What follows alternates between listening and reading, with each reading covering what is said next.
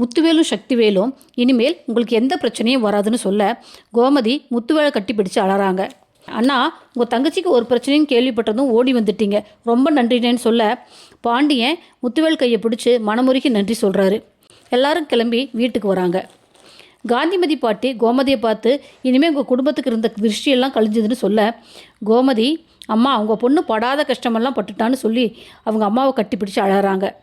கோமதி தேம்பி தேம்பி அழறாங்க. சரி, உள்ளே போய் எல்லாரும் தலைக்கு குளிச்சுட்டு சாப்பிடுங்கன்னு சொல்ல வடிவும் மாறியும் ஆரத்தி எடுத்து திருஷ்டி கழிக்கிறாங்க. பாண்டியன், கோமதி, சரவணன், செந்தில், கதிரன் எல்லாரும் வீட்டுக்குள்ளே போகிறாங்க. கோமதி குளிச்சுட்டு வந்து ஹாலில் உட்காந்து மீண்டும் அழறாங்க.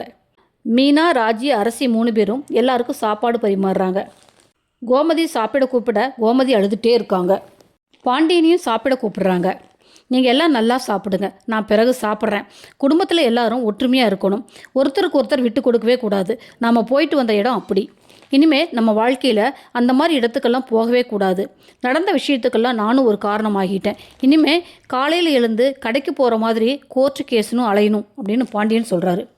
கோமதி அழாத கோமதி, நம்ம வீட்டில் எல்லாரும் மனசாட்சிப்படி தான் நம்ம நடந்துக்கிறோம்.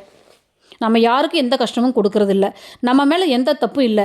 ஆனால் நீங்கள் எல்லாரும் என்னை மன்னிச்சிடுங்கன்னு பாண்டியன் சொல்கிறாரு.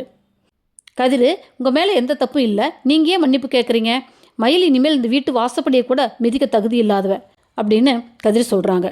கோமதி, போலீஸ் ஸ்டேஷனுக்கு போகிறதுக்கு முன்னாடி கூட மயில் மேலே எனக்கு ஒரு இறக்கம் இருந்தது. நல்லவளாக தான் இருந்தா, ஆனால் ஏன் பொய் சொன்னான்னு எனக்கு புரியலை. இனிமே அவள் நம்ம வீட்டுக்கு வேண்டாம்ப்பா. நம்ம எல்லாத்தையும் கொண்டு போய் ஸ்டேஷனில் விட்டுட்டால, அவள் நல்லா இருப்பாளா? இனிமேல் நீங்கள் எல்லாரும் மன்னிச்சிட்டா கூட நான் அவளை மன்னிக்க மாட்டேன்னு கோமதி திட்டவட்டமாக சொல்கிறாங்க. ஓகே ஃப்ரெண்ட்ஸ், என் சேனலை லைக் பண்ணுங்கள், ஷேர் பண்ணுங்கள், சப்ஸ்கிரைப் பண்ணுங்கள். தேங்க்யூ.